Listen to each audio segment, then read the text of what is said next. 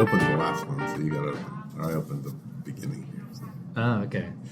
Welcome to Faith Over Breakfast. My name's Andy Littleton. I'm with Eric Deepen from the Village Church in Tucson. I'm with Mission Church. This is Faith Over Breakfast. Breakfast has been eaten. Coffee has been drunk. Consumed. We have talked about why there wasn't a podcast last week and followed up on some, I think, good stuff. Yeah, I think you got to wait it out, but I think it comes to some good conclusions, and I think it's what we enjoy about Faith Over Breakfast. Is just you and I talking, working things out. So sometimes there's going to be rabbit trails, and sometimes you're like, "Come on, guys, get to it." But that's what this is. Yeah, and the rabbit trails aren't too bad. Yeah, I love the rabbit trails. Anyway, thanks. Enjoy. Yeah.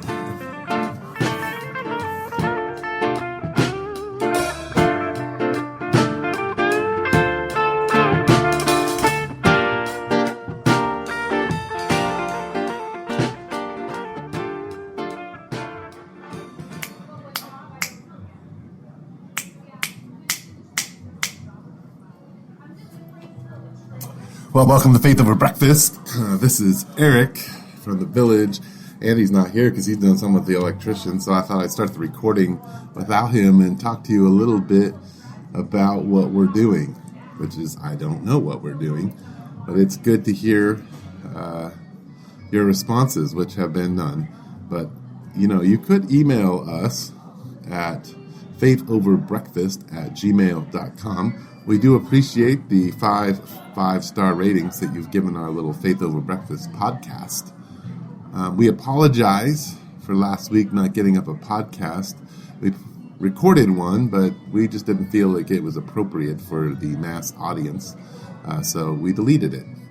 Hopefully we'll put together 2 podcasts today. Oh, look, Andy's coming. Hello, Andy. It's good to finally see you. Now we know you're late and everything. But thank you for coming in and setting things up. Wait, I'm late? Yeah. I'm here. I already started recording. I introduced everything. Threw you under the bus. Oh, good. Okay. Are we, is that the intro, or are we starting over? Yeah, I did an intro already. Oh. I said that we were going to do 2 short podcasts to make up for our long podcast. Oh, is that? Or no podcast from last week. So you're introducing this so that you can steer it in a direction I'm trying to control I may or may everything. not. Yeah, I've noticed that. Yeah. I have some issues. Maybe that could be the first podcast. You're doing some counseling with me. We can work through my control issues. I'm not any good at that stuff. Well, come on. You have to do some pastoral counseling. You're pretty good at that. I don't know. I do it, but am I good at it? I don't know. How are you doing, Andy? Hey, I'm fine. Let's close that door so when people come in, we're good. So yeah, I'm here. I'm gonna have to leave a little early, which is why I came in and got everything set up. Got everything set up, even late. though Eric was 20 minutes late. And so I don't know if we're doing 2 podcasts or not. Well, maybe we could do 20-minute podcasts. Yeah, maybe. Yeah. And just our consistency goes out the door. All of a sudden they're short. Maybe. Hey, maybe we're better short. Maybe. Yeah, shorter. So what did you want to talk about? Because you didn't text me, I didn't text you. Well, I did text you last week about revisiting the topic that we didn't share. That's right. This week. And what I was thinking was not just to do it again the same way. There's a reason we didn't post it.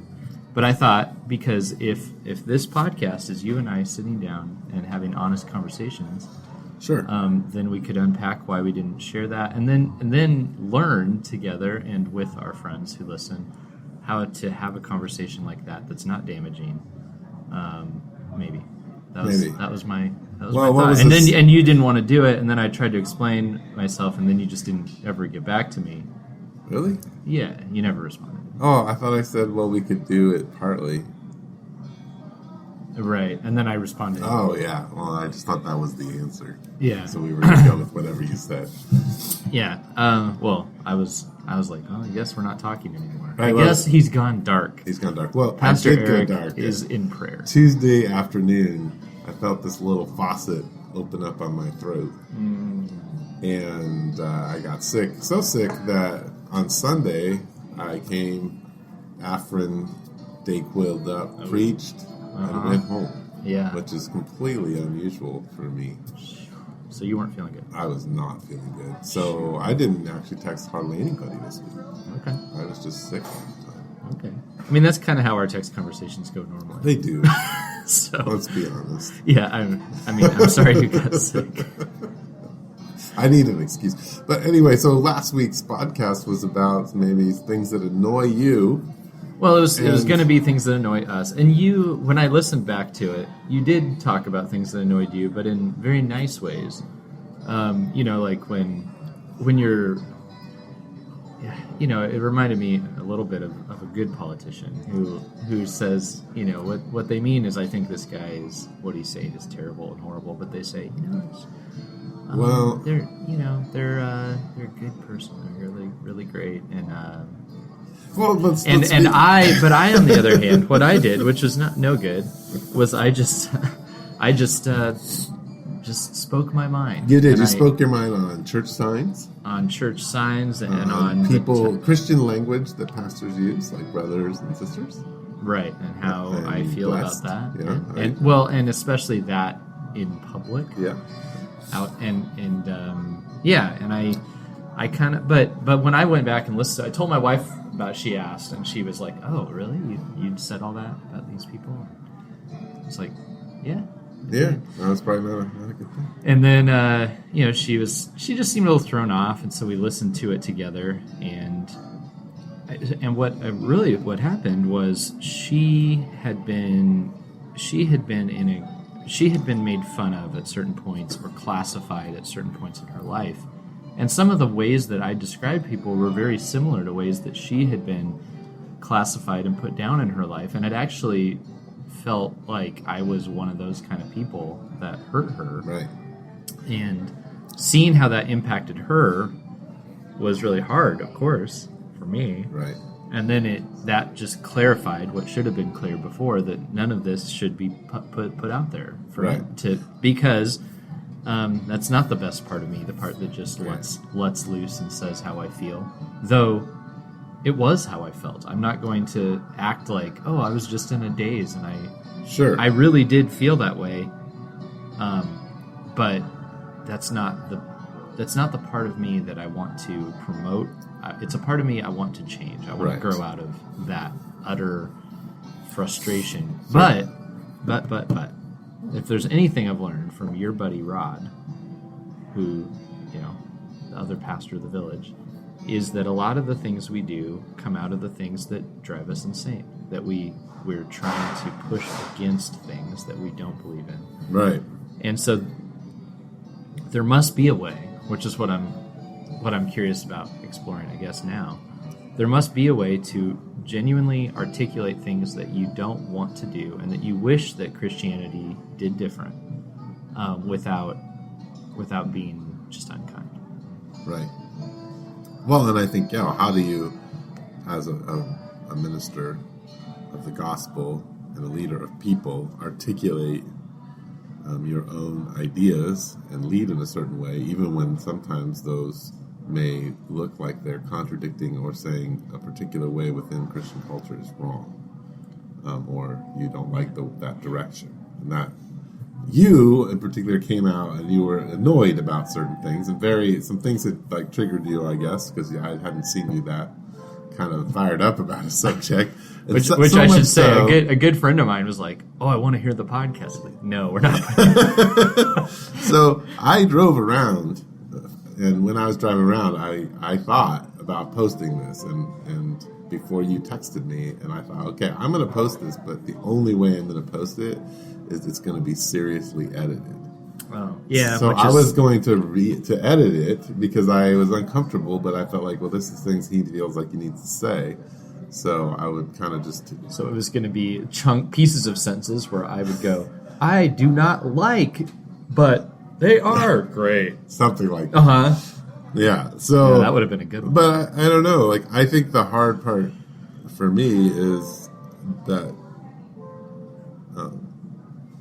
it's part of being a follower of Jesus is to say, okay, I can sit in the uncomfortability of this and not actually voice it because it's not going to be uplifting. So I actually think this is a good chance to work this sort of thing out. Okay, Because let's do it. I mean, a thought that is crossing my mind this morning is Paul and what he calls the super apostles, and how he writes about them and stuff like that. So he's voicing something. So these are people that he believes are teaching the Christian message for primarily financial gain.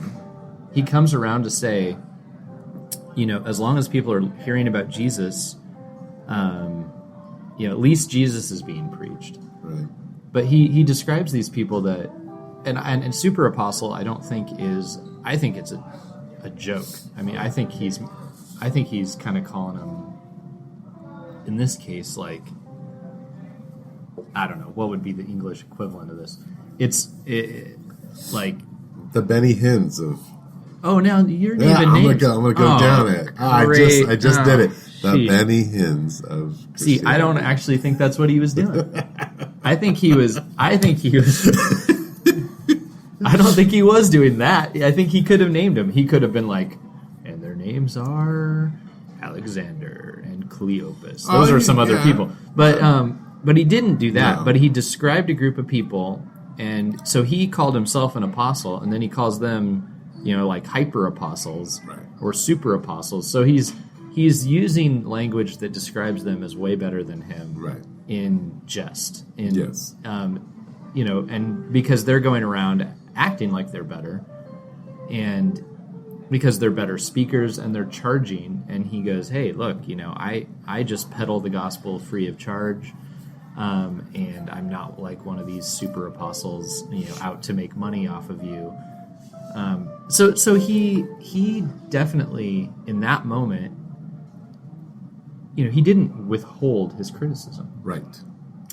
So I don't know that it's not always that, it's right? not, and on this podcast, so let's just talk. I mean, I hate to bring it up because you always roll your eyes when I say it. There we go. But when I talk, everybody knows that I have strong feelings about Christian music and feel like it's a waste of time. Right. And I'm not going to apologize for that, because I think it's a prophetic word. It's what is true. It's not something that's, Do I think that the God of the universe uses it? Yes. Uh-huh. Do I think it's not something we should promote and continue to promote in our churches? Because it's bought into the consumerist, right, creativity-killing, machine. Yeah, yes. and you've said Chris Tomlin. And so I would, if I sat with Chris Tomlin, I would tell him he needs to repent. Of the direction he's gone and what he's allowed his music to do. Great, and I'm good with that. So I'm not trying to justify myself. I actually, and because I think that there is a heart issue with me. I mean, when I listen to myself, I thought that here's the big issue. I do know some of those people, and if I were speaking with them face to face, I'd be very willing to have that conversation. Right. But I would have said it differently. Right. I would have looked him in the eye, and this is the issue I see happening on Twitter. I mean, I was that guy, like, yes, last week, where the person's not present. In fact, I even thought about the fact that, because we're sitting in my conference room again today, we don't have people around as we've had at EXO. Right. And when there's people around, you just think differently about how you speak. And when you're in a closed environment like this, where nobody can hear you except for Pastor Eric, who gives off the vibe that you could say anything to him. He's just so kind and gentle, lovely, slightly distracted. Slightly, yeah. He may or may not actually be listening. Right. So it doesn't really matter. Right. I'm getting this pastoral moment. Look out, lovely. He's listening. Anyway, that'll go on Instagram. Yeah, well, we're only getting revenge here. Yeah, okay. So, continue. So I knew deep down, and my wife knew, I believe, that this was not me shooting for the good. Yes. This was me just ripping at people. So do you think that came out of some kind of hurt? Do you feel misunderstood? No. I feel like we didn't publish the podcast, and so No, but I mean, do you feel Like the my things wife that you were misunderstood talking me? about, like those people that you've, like the church signs, the guy who speaks to you, do you feel like somehow you're not, like they don't fully understand who you are and what you're about? Oh, in the moment, yeah, sure, yeah, partly. I also think they're putting up a charade. They're very used to putting up. I have done similar things. It doesn't just frustrate me because it's them. It frustrates me because I've been there, and Right. I wish I hadn't been. I wonder if I still do it. I wonder how often I do that. So I didn't portray a lot of those thoughts. I just talked about how much the people annoy me, so that bothered me. Right. I did discuss that podcast in between, actually, like in between the more significant conversation with my wife and before I talked to you. And a couple that I really care about that aren't inundated in church culture, and their response to the topic was that when people talk like that, it feels like they think they're better than you. But then we all conceded that anybody's prone to doing that in their specific, like there's insider language. Right, we all use inclusive language or exclusive language. Right, so this isn't just a church people thing. Oh, It's a humanity thing in which sometimes it's to make ourselves comfortable. Sometimes it's to to feel more special. Well, but language and communities that gather create language. Right. And the language defines things. So, like at our church even, all our small groups, like if I say small group, everybody knows what a small group is. But all our small groups are called pilgrim groups, which creates, like everybody inside knows what a pilgrim group is. You could kind of deduce from the name what it might be about. Yeah, you guys are like really big into like the American foundational documents. Correct. Totally. Yeah. That's Mayflower Compact. Mayflower Compact. That's all we study. Right. I know. Right. I know what a pilgrim group is. Right, but language that is, it excludes people, and Right. and it will. So part of being a Christian is how do you continue to watch the way you use your language in order not to hinder the gospel. Right. I think that's the key. Is when did you just do that live on there? Yeah. Okay. Just check it. I don't know if we're typically live on there. But anyway, it's using our language to be accessible to the gospel. That was fun. All right, well, you guys don't know what just happened, but that's okay. Yeah. Well, this might be a great moment to pause briefly and say that I had a Rincon Market breakfast sandwich this morning and some coffee. And what happened may or may not have been some sort of bodily function brought about by the breakfast sandwich. But the breakfast sandwich was good. No. And you've got Brugger's tea. I did, but I actually ended up at Starbucks today because I took little Zeke out, and he wanted to go to Starbucks. He had an egg sandwich. He seemed to enjoy it. Then we went and shot baskets for 45 minutes. Oh, good. So he's getting better. Okay. And that was fun. Our listeners have told us that's about enough of how much what you've had for breakfast Yes. and what you've done in your life. I don't know. Our listeners, they've given us 5-star ratings. I suspect that you and I, We're the only ones that have given ratings. and I know that Actually, I don't think I gave us a rating. a couple other people have.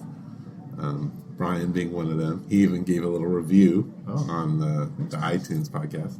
And I don't know if we put this out there, but we are also on Spotify. We have put that out there, but we can put it out there more. Yeah, so There you go. Keep listening. But let's.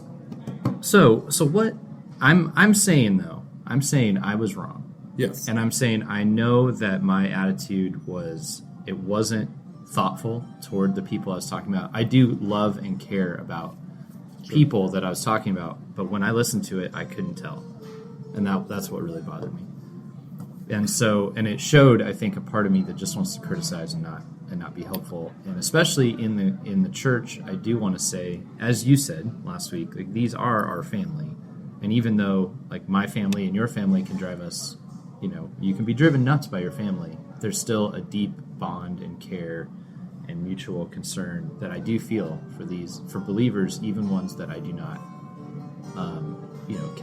can't seem to understand. But I do and I'd never want to tell anybody inside the church or out that these people are not, dear to my heart, or that I don't care for them, Right. which didn't come through.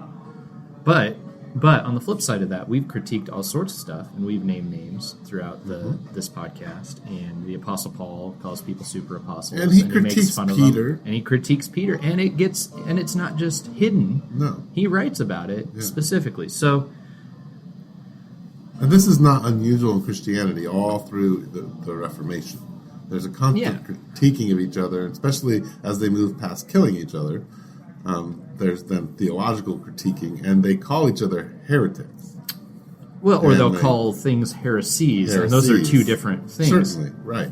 To say something you've taught is a heresy would be to say that's incorrect. It deals a death blow to the foundational principles of the gospel. Right. And it's not saying you're an idiot. Right. Well, and I mean, one of the more popular ones that goes on now between Piper and N.T. Wright, where they go back and forth calling each other heretics, and they do it in very scholarly ways. Right, I was going to say, I don't know that I've ever heard it framed like that. Well, I don't know. I mean, have you listened to the interviews of these guys about each other? No, I don't have time. I'm a pastor, Eric. Well, that's part of your study. Right? Talking with people. You need to understand the meanings of justification if you're going to really help them. Yeah, that's. I've listened to some things. That one I have not. No, but I mean, this is part of the robust culture of Christianity. Well, and we don't know in our culture typically how to disagree with somebody and still love them, and still want what's good for them, but to be sometimes downright convinced that they are wrong, and yet not, completely disassociate. And sometimes not disassociating means being in their presence, either physically or writing to them directly, and disagreeing with them. And we just disassociate with people and we think that's loving, and it's not. Well, and I think, for one thing, the people who are listening to this podcast, I don't know if they care about this or not. But they don't. They probably don't. I don't know. Maybe they do. But the thing is a lot of times my issues with things, and I think most people's issues with things, really come around philosophy more than theology. Because if you sit down with the guy who you might be wrestling with in the way they talk about things, right, what you're frustrated with is how he's applying what he understands about God in his linguistics or in the way he structures his ministry or culture, Christian culture in general, how it does that, and how you think philosophically it should be offered. But we often say, philosophy doesn't really matter. But it does. It's what really actually creates division, a lot more than actually our theological positions. But yeah, I think it matters profoundly. Yes. And you're talking not necessarily a philosophical system, but a philosophy of ministry. Right. So how I say things, what we're going to do on Sunday, how we run groups, how we interact in evangelism, all those kinds of things. Right. Yep. How this gets worked out and displayed. And I would say for some people, their bigger issues they argue on theological points, but even then, I would still be with you in saying that they're a lot of the times more concerned about philosophy and application than they let on. Certainly. Right. And so, the people that I was, the insider language, I would say doctrinally, the people I'm referring to, that I was referring to specifically in the podcast that will not be shared, I would say theologically, we would almost check all the same boxes, but it would be very difficult for me to exist in the same ministry because of our different philosophies of how that comes across, and maybe a couple of key doctrinal issues too. Like, I would say that the doctrine of sin leads me to, and if you want to push it even further into Calvinistic waters, the total depravity, I think that should profoundly humble people so that there is no essence of being better than anybody else. So I do think there's a doctrine behind a humble approach and a humble practice that doesn't exclude, that doesn't talk over people's heads. Right. So I don't think they're completely disconnected. But But at the end of the day, I wasn't bothered by his doctrine. I was bothered by Sure. what I felt very uncomfortable with in practice. Right, and so that's why I asked you, do you feel on the outside? Because your philosophy has a subgroup within Christianity in the way you practice your faith. But it's not necessarily the majority culture. Right. Yeah. I mean, yeah, maybe. I mean, I guess because of some of the ways, I think I would feel much more that way if I were, say, in the Southern Baptist Convention or something like that. Like Sure. if I were regularly being invited into large groups of people and working together with people where I just was like, man, every time I speak this way, I feel fake, and when I interact in these places, I feel odd. I think I'd feel more that way. I feel that way in small spurts. I mean, you were describing in the podcast the pastor events that you're like often don't really want to do. Right. And I related to that because I generally around our church and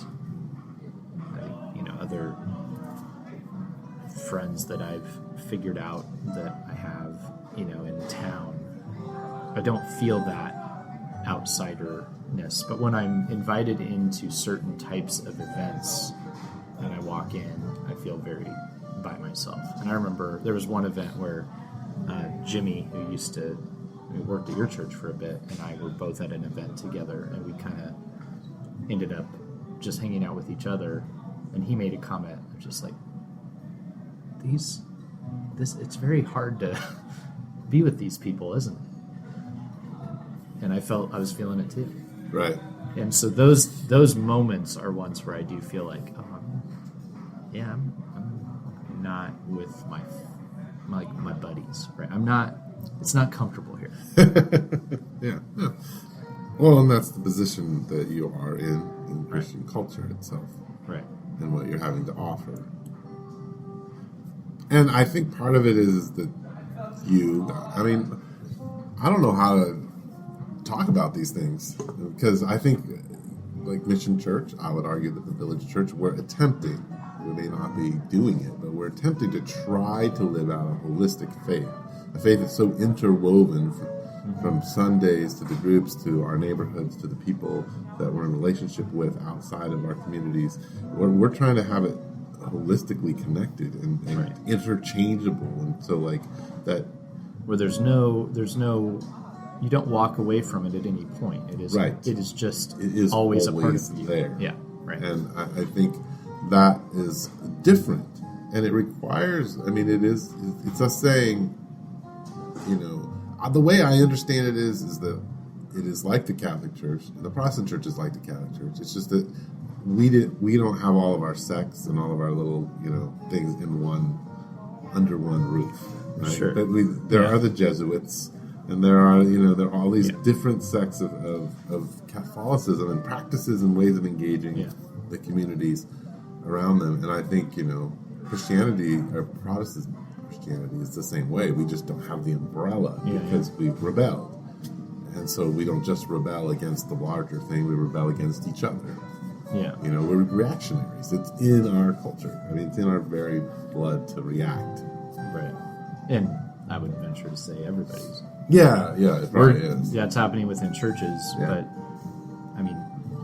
isn't that happening in governments, and isn't it happening in and I don't know if it's parties? Always good. I don't know if the reactionary part is good. That's what I was trying to say last time. We are brothers and sisters, and some of us are the kind of the weird uncles, and maybe we're the weird uncles that everybody's like, oh my gosh, here comes the weird uncle. Maybe he'll stay in the corner and not say anything.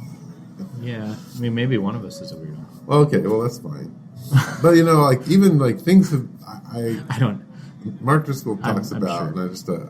and I like this thing that he says. I heard him You preach in love the sermon. Mark I do like Mark, even though I have a hard time. Have you been him. talking to him lately? Have you been giving him some emails? Well, I was going to send him an email to see if we could do an interview. Really? Yeah, we had talked about that. That's where you want to go with Faith and Living? Well, that'd be pretty interesting. I'm questioning your your philosophy. He talks about mothers and schooling, and it's pretty funny, but he talks about how we radicalize now.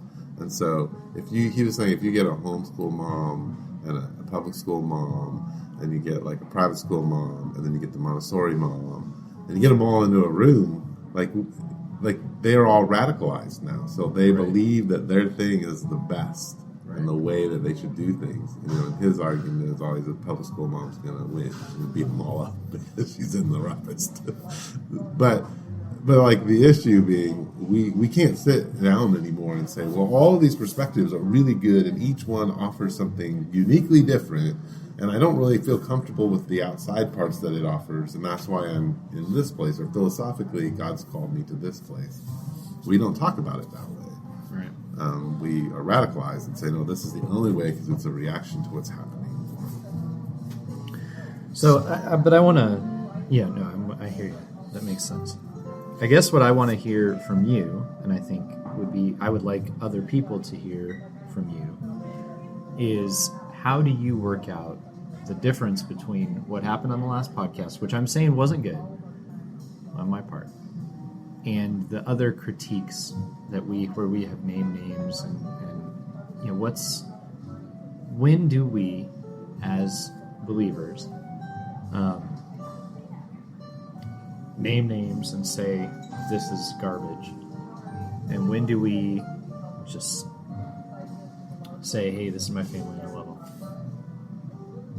Well, I think maybe we have to say both. Mm-hmm. Because that's how yes, I earlier said that Chris Tomlin, I think he's stepped over what God has called him to do. Yeah, that's my opinion.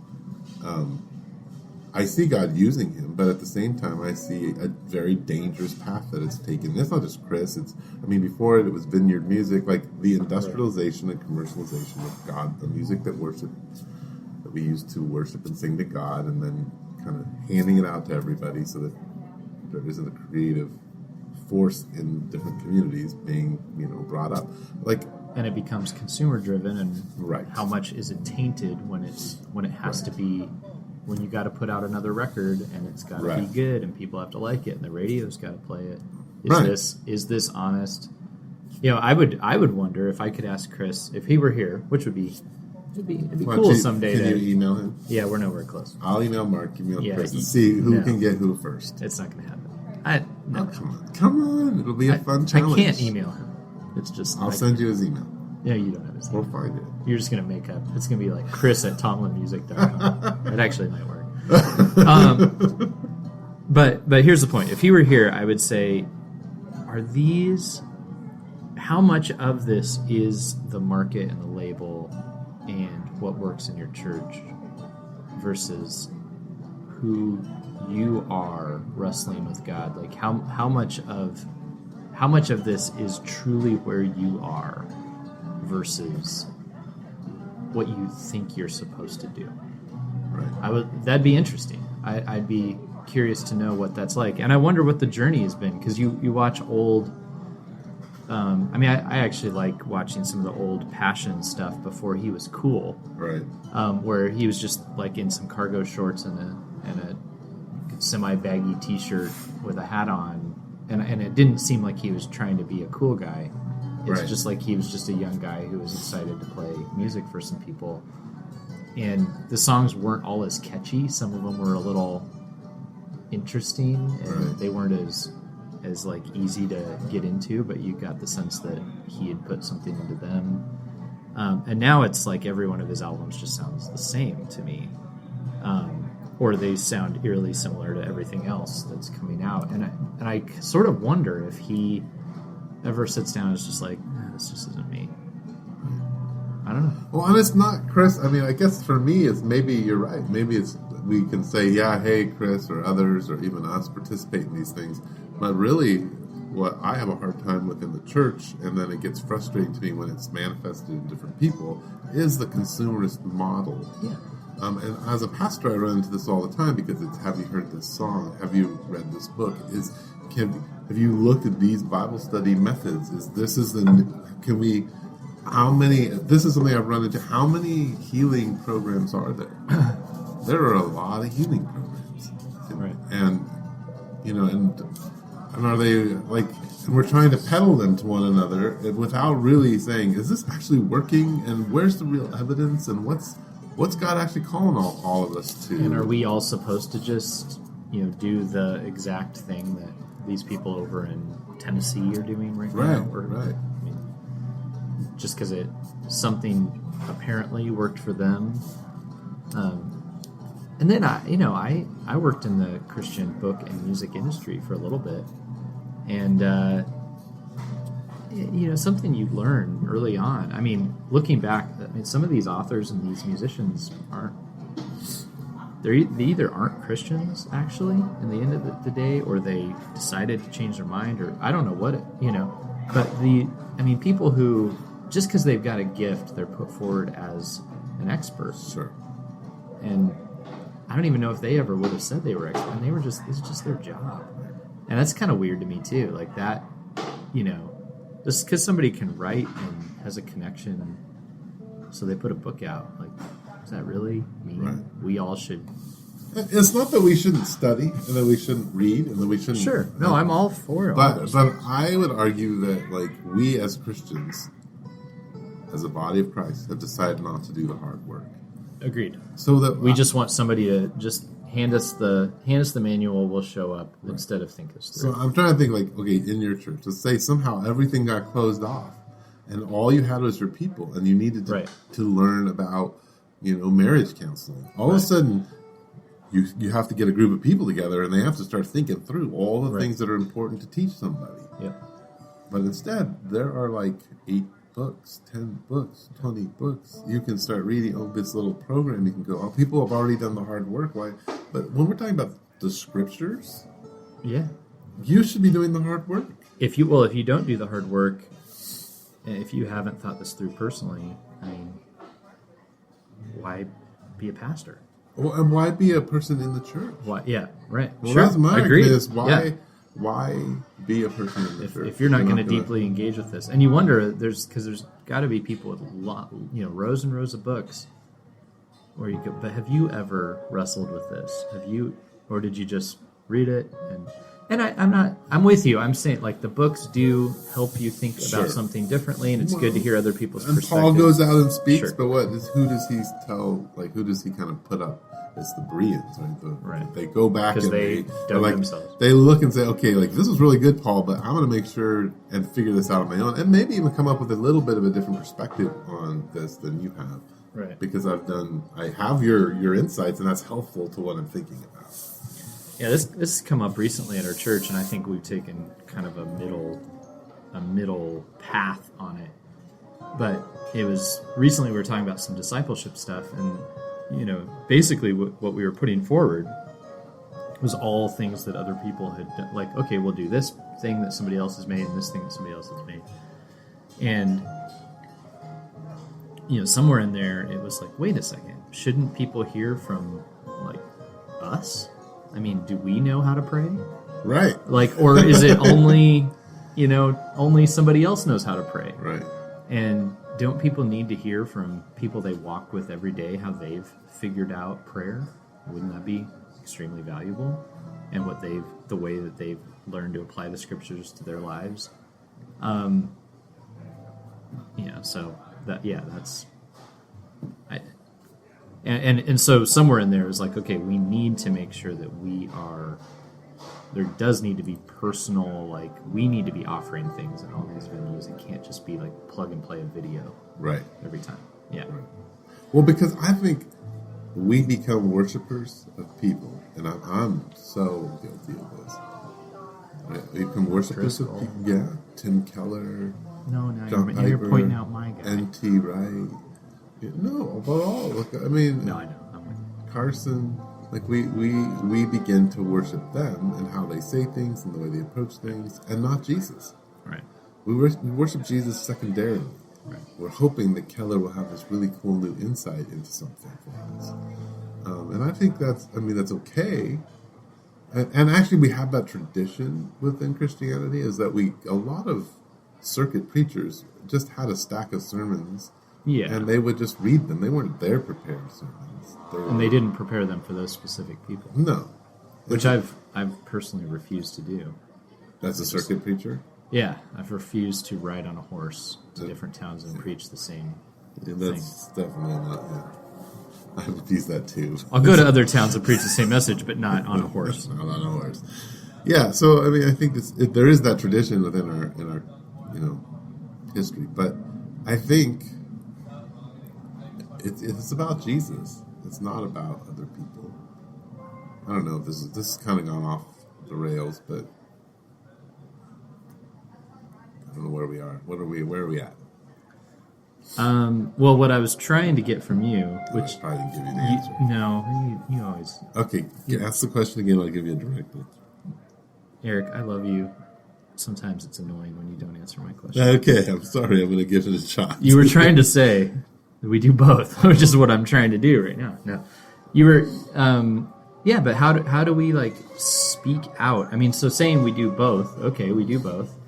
Like, how? I mean, when have do you have an example of here was a specific person that I've actually like spoken to in person where I've said what you're doing is damaging. I love your ministry. I think you're I really appreciate you, but this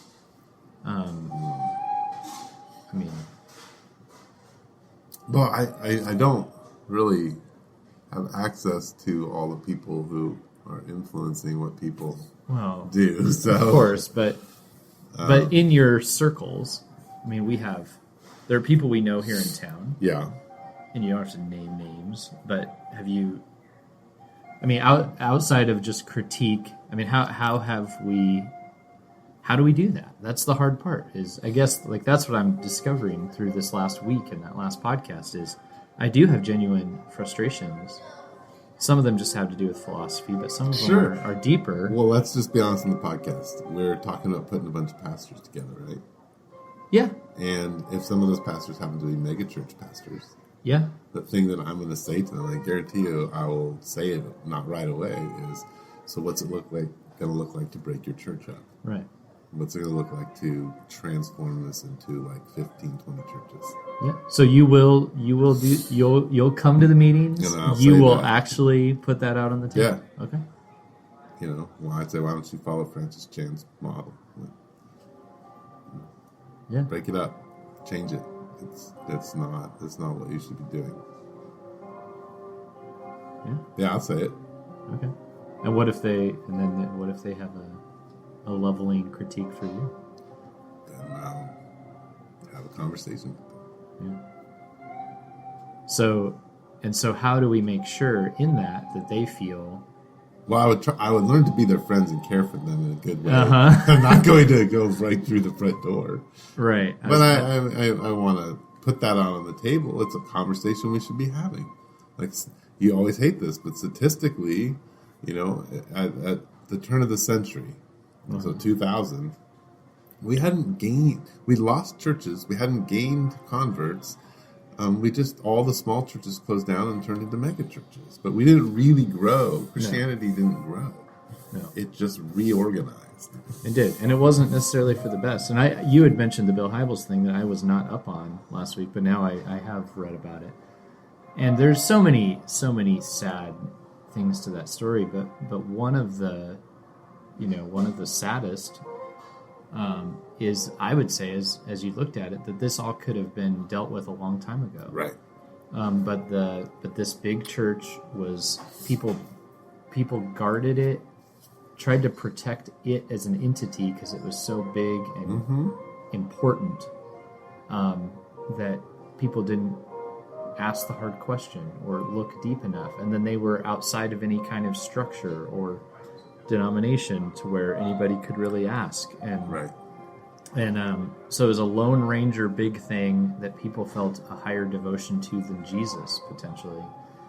And it, that if warning signs had been looked at a long time ago, we're talking back when you and I were but kids,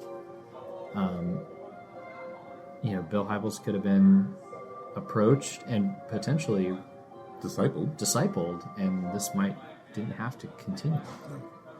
And it, and the fact that And I think the fall of something like that is always greater. Like, there's such a fear of, like, oh, don't mess up what God's doing here.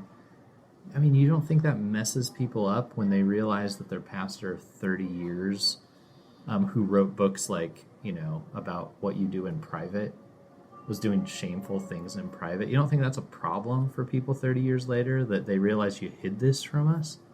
I mean, Yeah. You didn't save the church by hiding this stuff. No.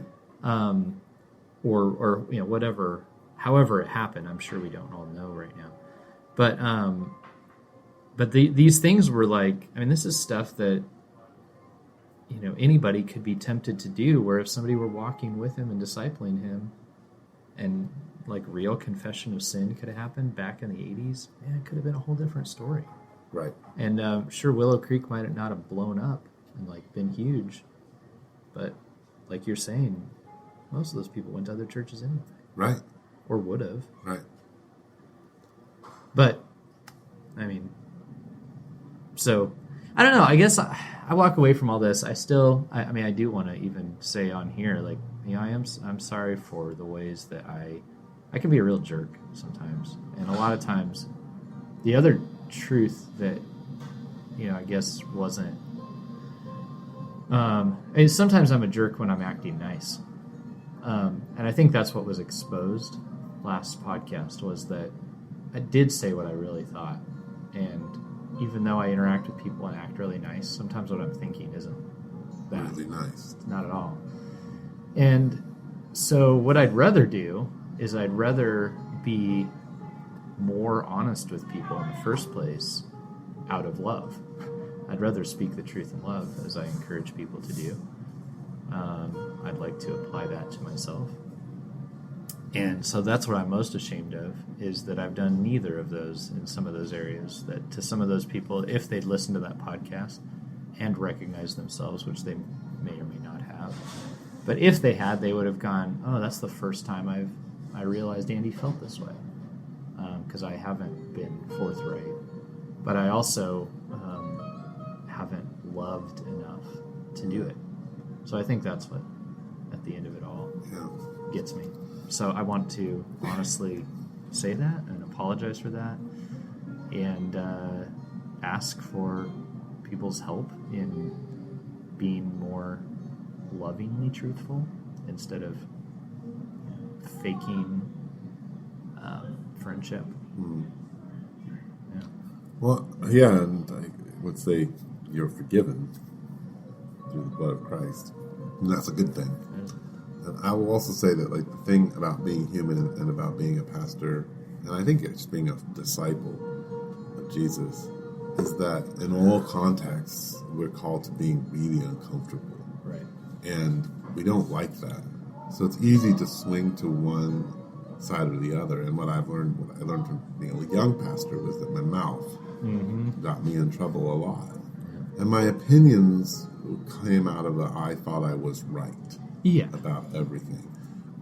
I don't think I've dropped a lot of that, but I am learning to try to live more uncomfortably with my beliefs, and to honor what God is doing in other people's lives, even if I don't agree with all that they're doing or how they're doing it. Right. And that has been a really hard thing for me. Yeah. Because I think I personally early on wanted to equate doing it the right way equals God being with you. Doing it the wrong way equates God not quite being with you, which is ridiculous. Right. Yeah, because then God wouldn't be with anybody. No.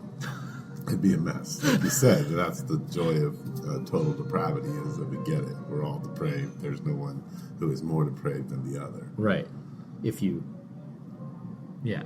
rightly apply that doctrine, that's what it means. Right. Which is, as scary as that doctrine sounds, it can be a very humbling and freeing thing to realize. Yeah. Well, I think we've done quite the long podcast after all, and only one of them. Oh man, maybe we'll break it into two. I don't. I think it was one conversation. It'd be done. It'd be a little weird. Too much editing is weird. Anyway, thanks for tuning in to Faith Over Breakfast. Andy Littleton here. Eric Deepen from the Village. Rincon Market. Thanks for coffee and a sandwich. Brugger's Bagels. You make a mean cup of tea, says Eric. Mean cup of hot water. Mean cup of hot water. You can really heat that water, Brugger's. Thank you. We appreciate you. Thanks for tuning in.